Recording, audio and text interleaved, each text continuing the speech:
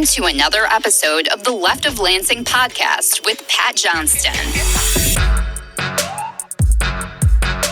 A progressive insight into Michigan's political and cultural world. And of course, an entertaining podcast designed to shine a light on how to make Michigan's political machine work for the people. Now, from the Left of Lansing headquarters, located in his attic, here's the award-winning Pat Johnston.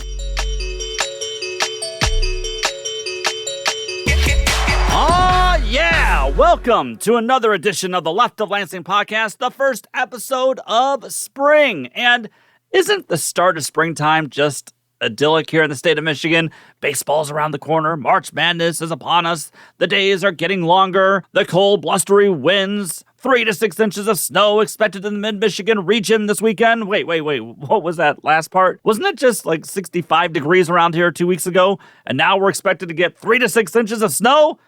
Now look, I have a rule. No shoveling after the spring equinox. Zero. Zilch. And to quote James Spader, nada. And it's a rule I usually stick by, but I may actually have to amend that rule this time around because it's supposed to stay chilly for the next week, and so that means the snow's going to be sticking around. It's not going anywhere. Usually it melts soon after snowing this late in March, but not this time around. And it's so Michigan, is it, where February felt like it was March, and March is now feeling like it's February. Of course it is. It's Michigan. So for this year, I will amend my rule and allow for some March shoveling. But I still refuse 100% to shovel in April. So for this year, I'm amending my rule. Come on, Michigan. Well, we'll keep rolling with the punches as we always do, right? Coming up here in just a few moments, Democratic State Representative Ranjeev Puri will join me to discuss a host of topics. The Canton Township Democrat is the majority whip in the State House and has been a key player in some significant pieces of legislation that the Democratic majority, along with Governor Gretchen Whitmer, passed last year. He played a key role in the gun safety bills, water filtration in schools, the clean energy and climate change bills, and he's also chair of the Appropriations Committee on Transportation, which is getting a lot of attention as we search for ways to improve the future of mobility here in the state, including more transit options if we truly want to move the state into the future and keep and attract new people here. And we have to remember, many of the things Democrats passed last year after gaining control of the state trifecta in 4 decades passed without much or zero Republican support. When it came to gun safety bills, like requiring parents to safely store their guns away from their kids, every Republican voted against it. When it came to putting some extra safeguards to ensure domestic abusers can't have guns, many Republicans voted against that. Or when it came time to vote on Ranjeev Puri's bill to require schools and daycare centers to have filtered faucets and to test for lead contamination in their water, making Michigan the first state in the nation to pass such a requirement to protect children in what I'd call not only a progressive and pro-life action, but also common sense action. And some Republicans even voted against that bill. You see, the Environment American Research and Policy Center and the U.S. Public Research Interest Group Education Fund gave Michigan a big, fat F grade this year on having a system set up to combat lead contamination in our schools' drinking water. An F. I mean, we're just a decade removed from the Flint water crisis and just a few years removed from the lead crisis in Benton Harbor. We kind of know how damaging lead poisoning can be, especially for young kids and expecting mothers. So again, spending money on something now to protect children from lead poisoning in the future seems like a no-brainer to me. But not every Republican could vote for some common sense bills like that. I played this clip for you last fall, but here's right-wing Republican Bob Zott from Howell explaining on some radical podcast that he was on why he and some other Republicans voted to keep kids drinking lead-contaminated water in their schools. Kurt Vanderwall, who's a Republican, he had a bill when he was in the Senate, now he's in the House, and he had a bill to I'm not sure exactly what the parts per million. Required water filters, I think, at all the schools. Well, the schools have already got them. It's for the care centers and the schools, you know, preschool and all those things. Sure. So they've had the same requirements, which we all supported. But what Santana did, Senator Santana, who's a Democrat, she stole his bill. And I wish I could remember, his bill was like 4032, House Bill 4032. She stole it, made it Senate Bill 88.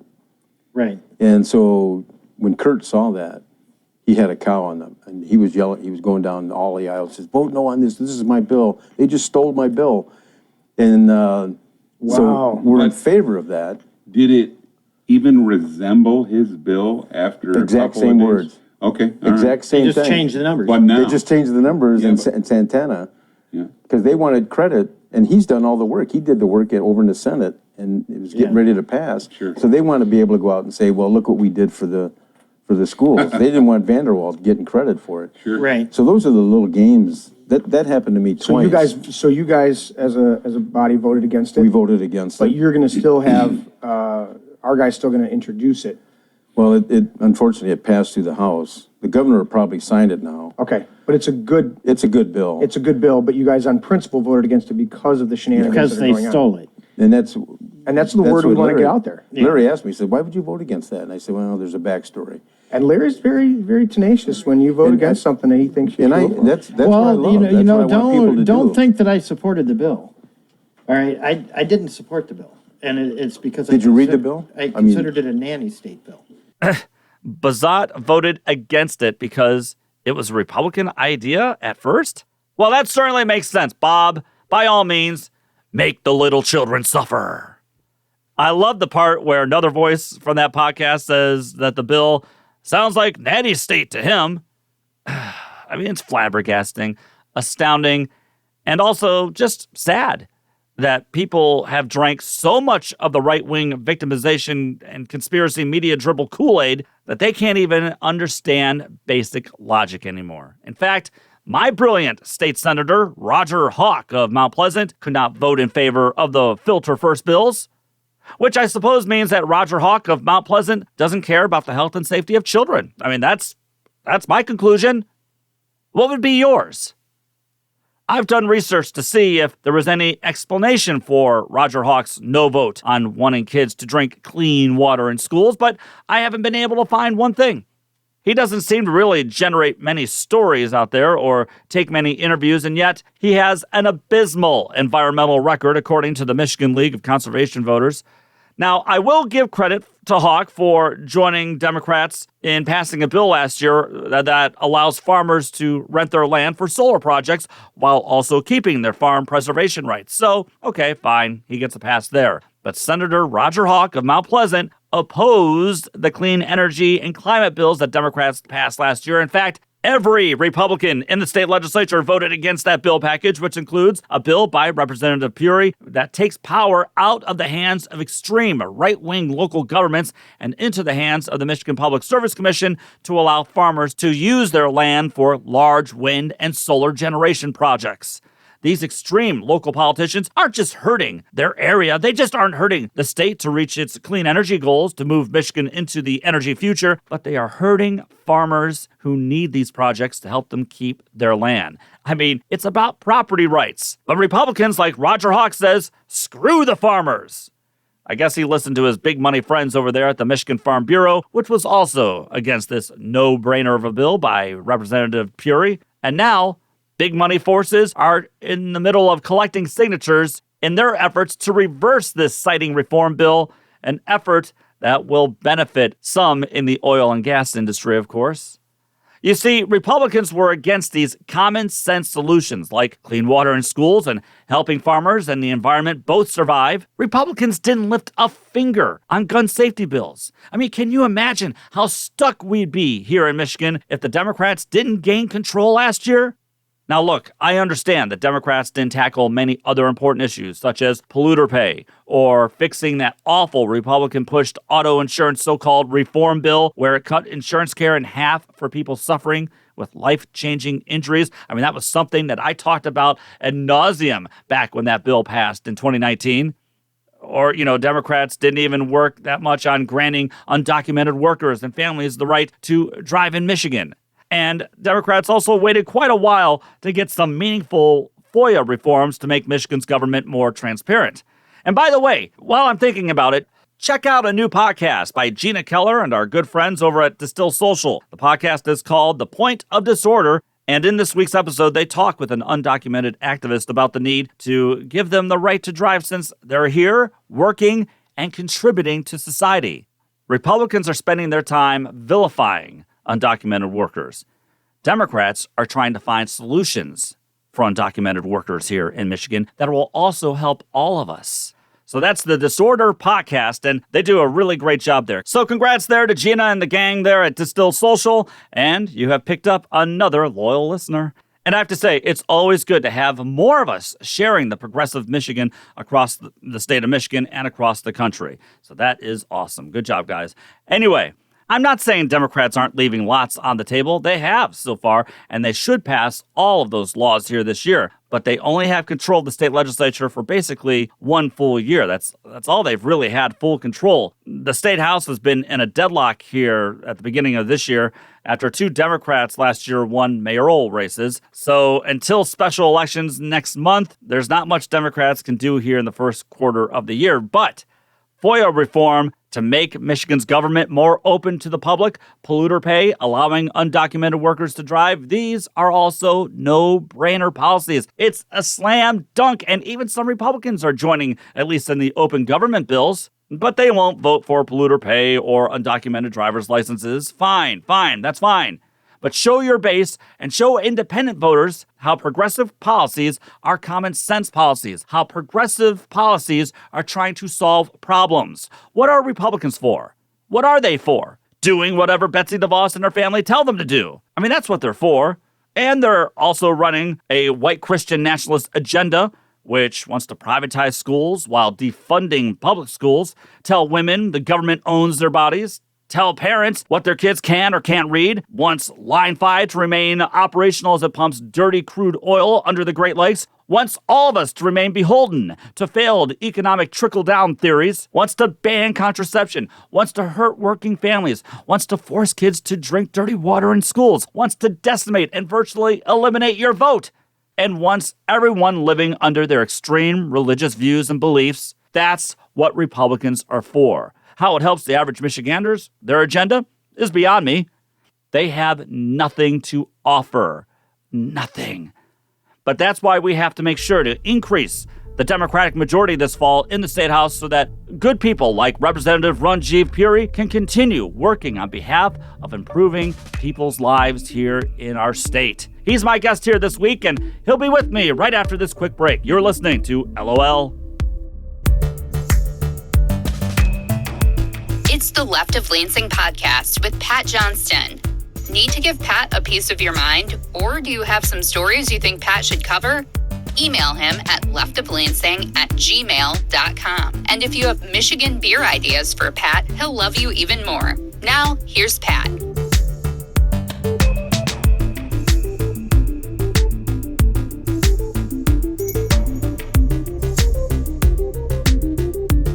This is a big year for Democrats in the state of Michigan. Not only do we have a presidential election, which could alter our democracy and democratic institutions for years to come, not only do we have an important U.S. Senate race, but the power of the state house is also on the table.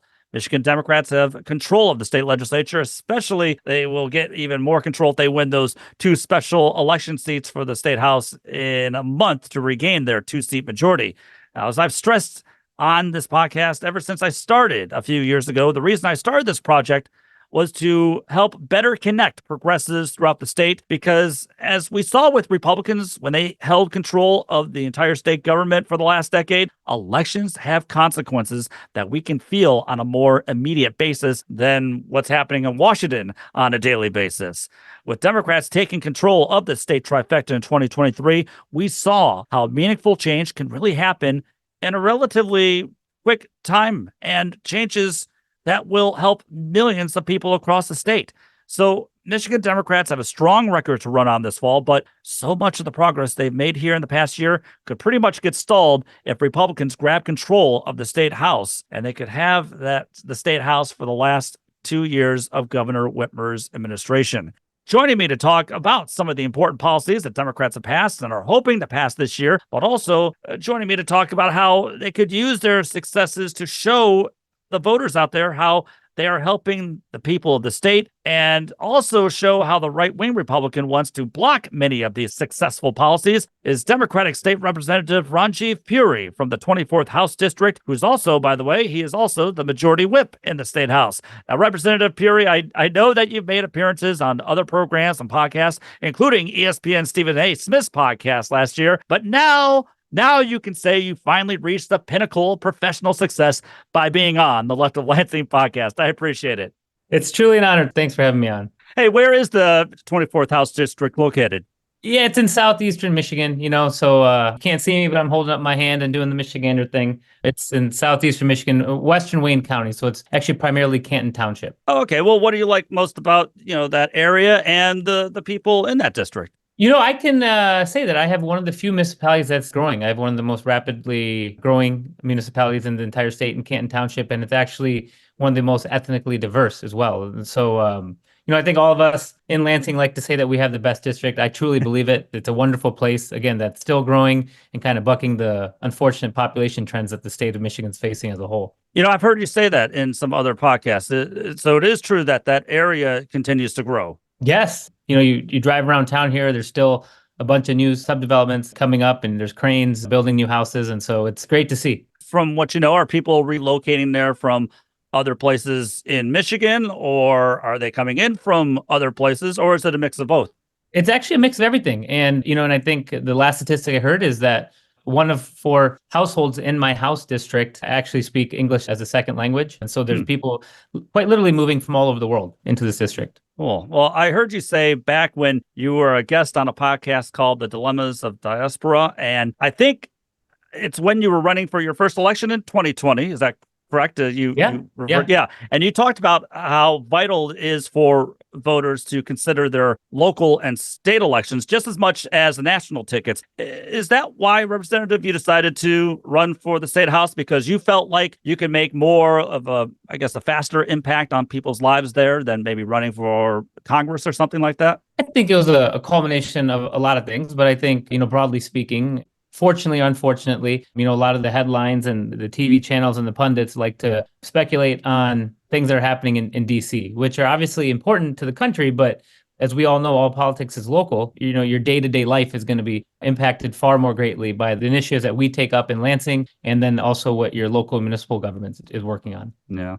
I've seen that you worked for President Obama's campaigns. Was that your first taste of getting involved in politics? Yeah, it really was. I myself am the son of immigrants, kind of grew up watching my parents really community build and got a sense of kind of community service in that realm, but kind of took my first foray into the more general political sphere by working for President Obama in 2008. And when he kind of really was, didn't have the name ID he does now, really kind of changed the way I view politics and life in general. And so got a chance to have a much substantial role in 2012. And the rest is kind of history from there, but was really grateful for that time. What did you take most from that experience? For me, in my interactions with the president, was watching someone do it in a very genuine way, to not make every decision based on poll-tested data, to really do what was right. And, in our work, I don't think anyone's perfect, obviously including myself, but I really kind of take some of the virtues that were instilled at me early in my political career and try to hold on to those tightly and constantly remind myself and self-reflect on, if I'm accomplishing the goals that I set out to accomplish when I first set out in this world. And so that's just a constant reminder that goes through my head and something that I think keeps me grounded and centered in the work that I'm trying to accomplish. Well, Representative Puri, you've got to experience something that many of your predecessors in the Michigan Democrat Party never got to experience, which was gaining full power of the state trifecta, and that was last year. And I think where progressives like myself, but many independent voters across the state and the nation, to be honest, got to see how no-brainer, as I call them, no-brainer policies can get enacted in a relatively quick time. And that happened especially after the MSU shooting last year. Democrats in both the House and Senate were able to pass some first real solutions to gun violence when you passed logical gun safety laws, including expanded background checks, safe storage, and red flag laws. But as you did tell, I was joking a little bit about you being on Stephen A. Smith's podcast, but you were on his podcast to talk about the gun safety bills that you passed last year. You brought this point up, and I think it's got to be hammered home too, is that these bills do not pass with a Republican majority at all. It took the Democratic majority to get this done. Yes. I mean, to the first point that you made, I'm actually very grateful to be in a Democratic trifecta right now. And, I've jokingly sent messages to a lot of my predecessors, kind of inviting them up to come onto the floor to kind of be a part of it, because unfortunately, like you mentioned, a lot of them didn't get a chance to do this. But to the bigger part of your question, absolutely. This issue shouldn't be partisan. It's an issue that I kind of made my stance very clear on from really early on. But the reality is, Michigan unfortunately faced a mass shooting with the Oxford High School incident. Yep. And that was under a time when there was Republican control of the House chamber, and there wasn't any action on this. And so this is something that has unfortunately plagued our country and has become a deeply partisan issue. But those are one of those issues that I mentioned kind of earlier in our time together that really inspired me to want to run for office. It was my family's former place of worship, unfortunately fell victim to a mass shooter, and made common sense gun reform a key issue of mine.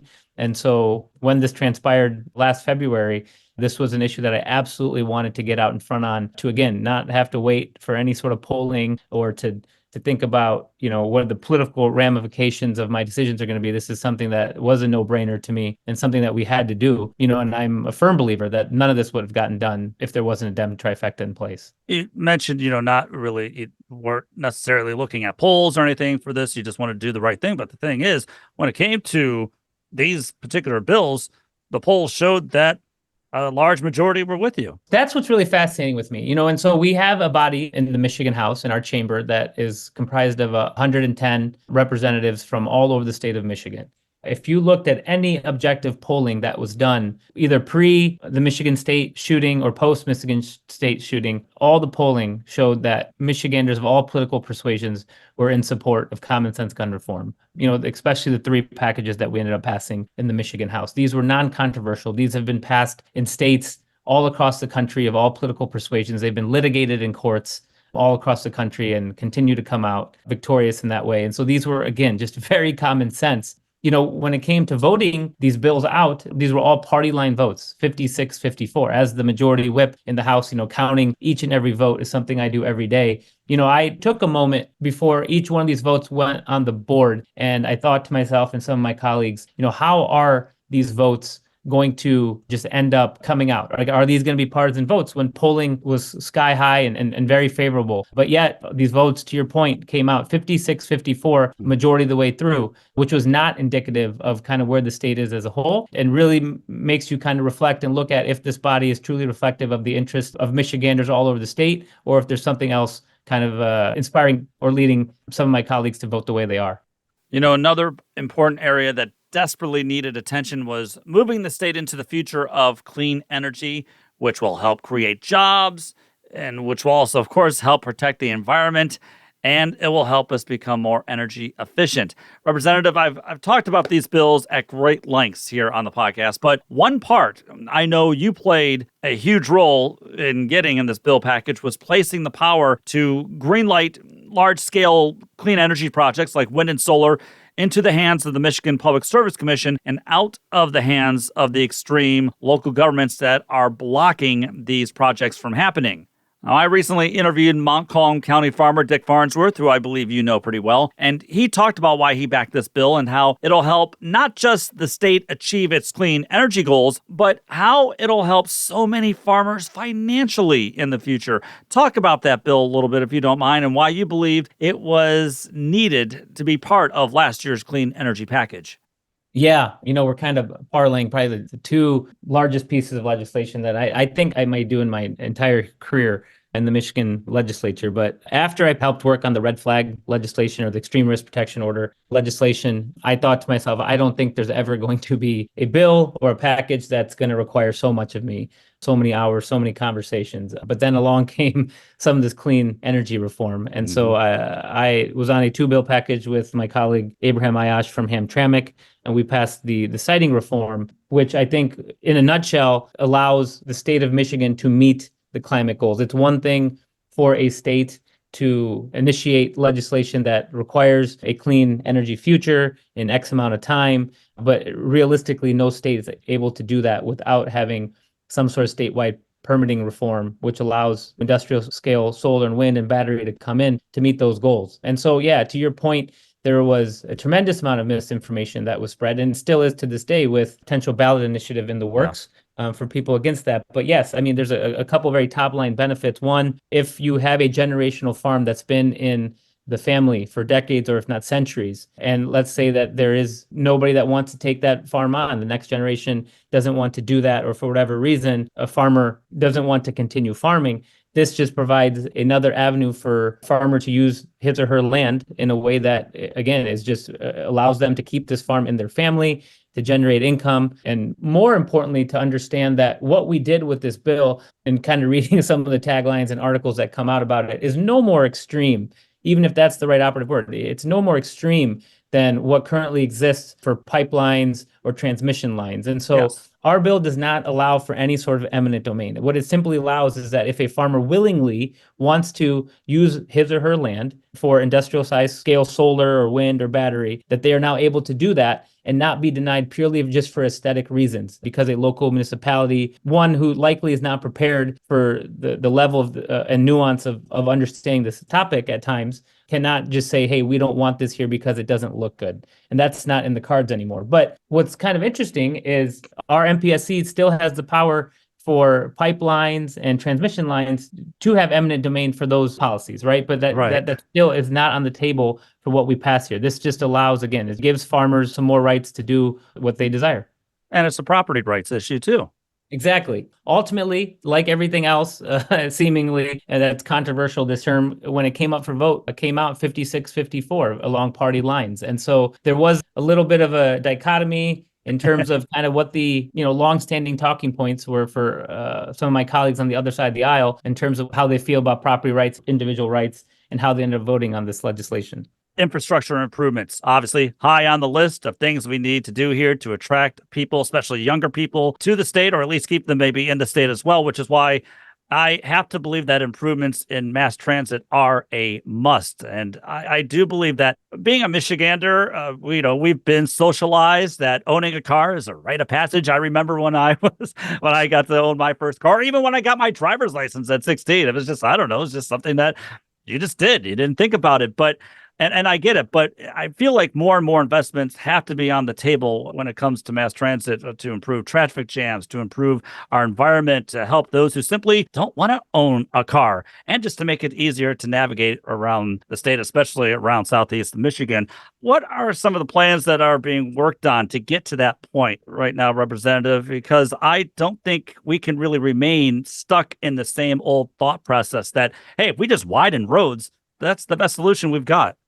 In addition, I also chair the budget for our Michigan Department of Transportation. And so these are conversations that I'm very excited to have. I know that these are unfortunately things that we as a state have kind of kicked the can down the road on. But it's time, I think, that we start having serious conversations on just what the role of transportation is going to be in our state. But you're right. I think when I was growing up and when others were growing up, when you turned 16, you were excited to go take your driver's test and get in a car as quick as you could. As part of my campaign, I do have some programs for our local high school students. And it's interesting because maybe just in the proximity of my role as the chair of transportation or my interest in mobility, I do make it a point to ask every kind of cohort that comes in just what their views are on driving. And it's funny because when I ask a room full of 20, 25 high school students who's excited to get their driver's license when they're 16, or if they're even older, how many already have a driver's license, then, less than half the hands go up.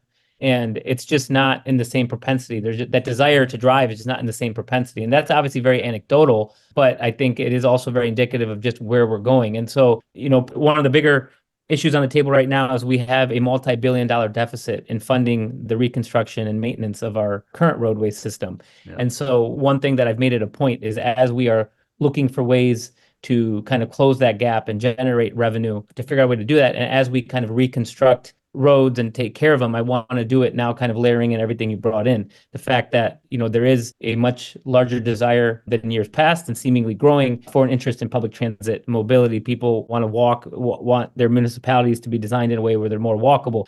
E-bikes are taking off, EVs, kind of the word mobility is obviously a catch-all umbrella, but the way that people want to transport is evolving and changing. And so as we kind of approach this work, I want to make sure that the money that we invest now is done so in a way that is future-proof. And so regardless of kind of what the future of transportation looks like that we are kind of setting that roadmap up, but then also is making Michigan more desirable of a destination for kind of Gen Z and younger generations as they kind of think of where they want to establish their career. When it comes to illustrating perfectly how state government can enact policies that'll help people in the state in a quick fashion, as I've been talking about, I just want to bring up, since I've got you here, is that school water filtration bill that you pushed for and Governor Whitmer signed into law last year. Can you talk about that just in a bit more detail? Yeah. I mean, that was, again, another piece of common sense legislation that I'm shocked didn't come out unanimous. But, as Michigan is notoriously known amongst the country a lot for our Flint water crisis. And the sheer reality is that everyone in Michigan should have access to clean drinking water. And so I have 3 young boys myself, a couple of them are school aged. And the thought that kids are attending school around Michigan not having access to clean and safe drinking water breaks my heart. I think as parents, we entrust our schools with our kids, and ensuring that our kids' safety is paramount. And we should never have to second guess if our kids are going to be safe at school. And so, being the Great Lakes state and the proximity we have to the Great Lakes, we passed some legislation here that requires all schools that receive funding from the state to make sure that they have a water filter, that their water is safe from lead and PFAS. And so it's something that I was proud to champion along with a few other colleagues of mine. The biggest thing I got away from that is that we were actually the first state in the country to pass this legislation. And this legislation that we passed in Michigan has ended up becoming model legislation for other states to take on. So it's great to see Michigan leading the way with that. It was one of the packages I think I'm going to be most proud of whenever I decide to hang it up. And that's why I said, as I was setting up the interview, that many people, just not inside the state, but I think across the country, noticing what Michigan Democrats are doing and wondering, hey, how can we follow that kind of blueprint of all these bills that you've been able to pass are just helping people. Quickly, just 2 more questions. What's tops on your agenda here for 2024? What would you like to see passed here before the end of the year, before we get to the election? The political reality is that we are still down 2 representatives. And so technically it is a 54-54 gridlock right now. Yeah. And so, we do kind of all hands are on the budget right now. I think there are individual pieces of legislation that are still swirling. I don't know kind of what the plan is in terms of what we're going to be doing pre-election versus post-election. But, I want to continue delivering for the people of Michigan. And I don't take any of the gem trifecta that we have for granted. I know that this is a unique opportunity that we haven't had in 40 years. And, oftentimes when Democrats have come across the trifecta here in Michigan, they've lost it after 2 years. And so it's paramount that we expand majority. We set ourselves up for continued success here in November. There's obviously a lot of different factors kind of coming into this election year, but maintaining majority is priority number 1. Finally, just one last question. You have to work with your Republican colleagues on the other side of the aisle. I understand that,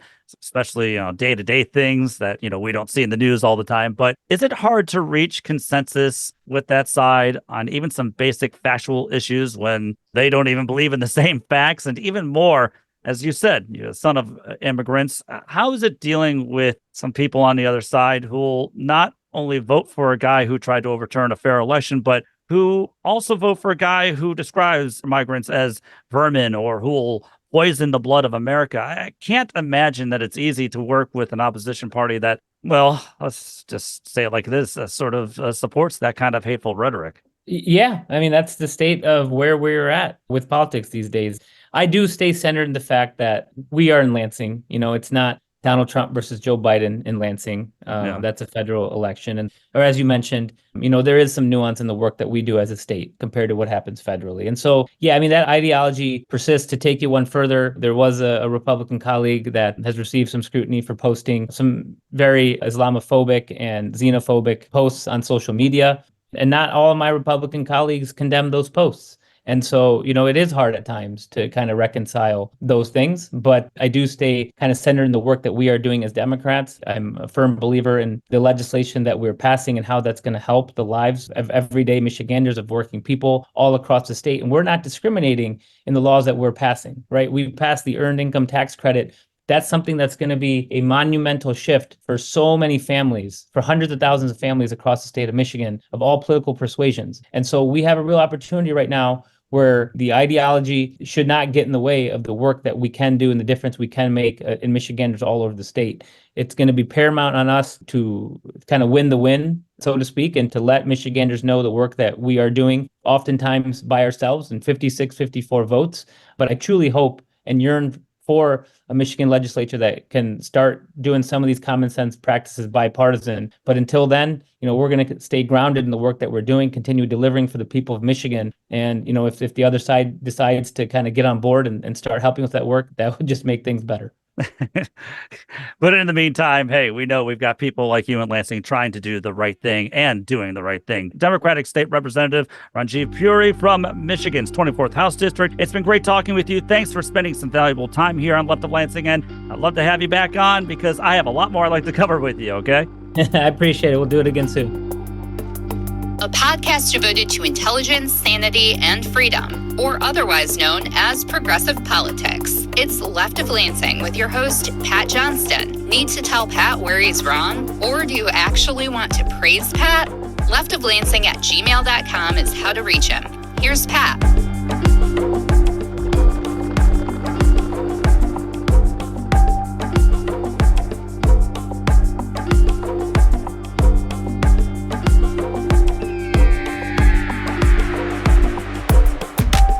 You hear about how the goal of the white Christian nationalism, which rules the Republican Party today, wants to first and foremost go after so-called woke policies because they have no positive agenda. They have nothing except ignorance and fear to offer to their followers. Then you hear something like Democratic State Representative Puri there, and you hear someone who got into state government to improve the lives of not just the people he represents there in Canton, but across the entire state. He's played a part in helping people across Michigan, and the work that he's done will pay dividends for years to come. Also, Representative Puri and 20 other Democrats in the State House signed a letter to President Biden last November urging him to push for a ceasefire in Gaza. Now, 4 months later, there's been some movement by the Biden administration to push for a ceasefire, and even Democratic Senate Majority Leader Chuck Schumer last week called for new elections in Israel, which could spell doom for the right-wing Netanyahu administration there. Now, I feel like Representative Puri and those 20 other Democrats who sent that letter to President Biden were exactly where the majority of Democratic Party voters have been all along on this issue. And it's been so frustrating to see how slow it took some major people inside the party to finally realize the truth of what's been happening there. And they are now finally starting to move where we've always been. It's just another example of Representative Puri leading with moral clarity and resolve. Which leads me to this week's Left of Lansing poll question located on Twitter or X at Left of Lansing. The question this week, Democrats keeping control of the state house is, Democrats keeping control of the state house is, and your answers are, as important as winning the White House, somewhat important, I don't really care. Time now for the Left of Lansing last call. You heard Representative Puri talk about how vital it is for Democrats to keep control of the state house so they can enact laws designed to keep moving Michigan forward. And despite Rick Snyder and his rich friends' help in trying to get Republicans back into power in the House, I think progressives have built quite the resume for voters who really want real, smart, progressive, common sense policies, which includes this one that maybe some of you have missed. A bill introduced by Democratic State Senator Sarah Anthony of Lansing will cap the annual percentage rate for payday loans at 36%. 36%. Now, the state Senate has passed the bill, and it's now headed to the State House for final approval. I mean, everyone, this is big. It's big. It's going to help so many working families who are mired in generational debt, especially those in Black and brown communities, which predatory lenders target. These cash advance loans are used by people who have sudden medical emergencies or have to get a new car or something that just pops up.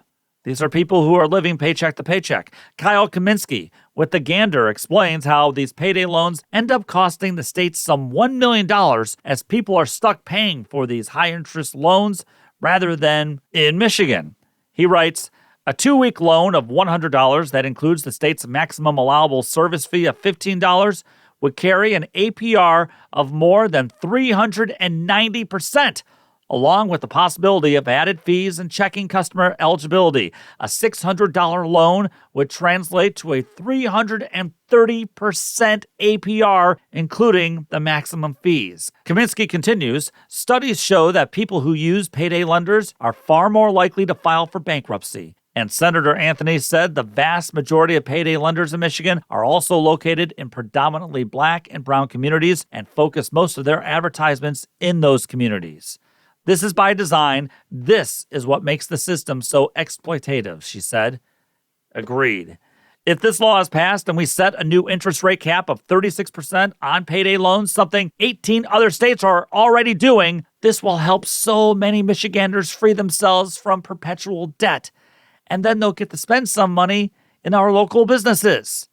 Now, of course, some Republicans, like my Senator Hawk of Mount Pleasant, are worried that this will force payday lending offices to close up shop in the state because it's never about protecting people for them. It's about protecting business. And as Senator Anthony, the bill sponsor, told Michigan Public Radio in response to Republican opposition, she said, I'm not concerned with keeping industries open that prey on working families. It's pretty simple there, everybody. Democrats, progressive Democrats, fight on behalf of the working people in the state. Oh, Republicans say they care about working people, but you know better. You're listening to the Left of Lansing podcast. The music you're hearing is by Wanderbeats. To hear the latest project, check out Space Leopard on your favorite streaming site. Now back to our favorite progressive voice in Michigan. It's Pat Johnston.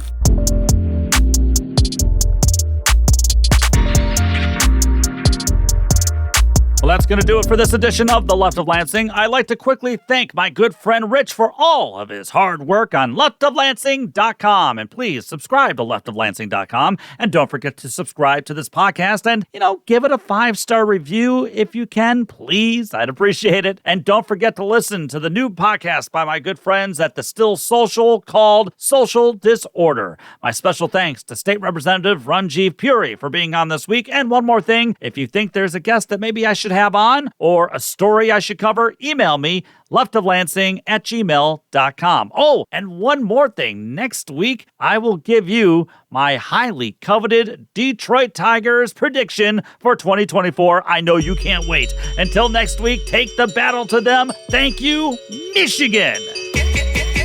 The Left of Lansing podcast was produced by Pat Johnston, written by Pat Johnston, researched by Pat Johnston, edited by Pat Johnston, and hosted by, yes, Pat Johnston. Technical assistance by Dr. Heather.